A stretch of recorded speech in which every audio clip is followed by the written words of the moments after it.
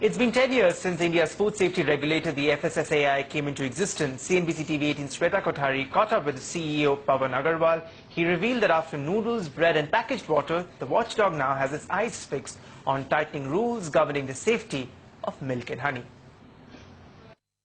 We are moving from no concern about food safety to greater and greater concern throughout the length and breadth of the country. I was in Kashmir recently and I found that the local media was covering food safety issues almost on a daily basis.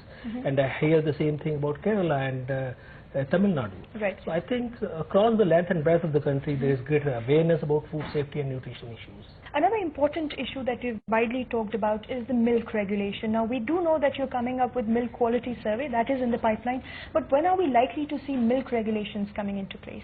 No, milk regulation again is in draft notification stage, and we have had several rounds of discussions with the stakeholders, including the dairy cooperatives.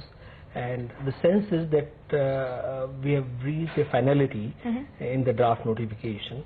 So as soon as there is a formal approval to this notification, we will be able to issue it. And I believe honey is the next under the hammer. You're planning to revisit honey standards, and there'll be a sample survey very likely, very soon happening in the future. We are getting a lot of concern about honey that is being sold in the country. Right. You know, whether that is genuine natural honey or there is some syrup of rice or other things added to it while manufacturing, and there are no current standards do not have any way to figure that out.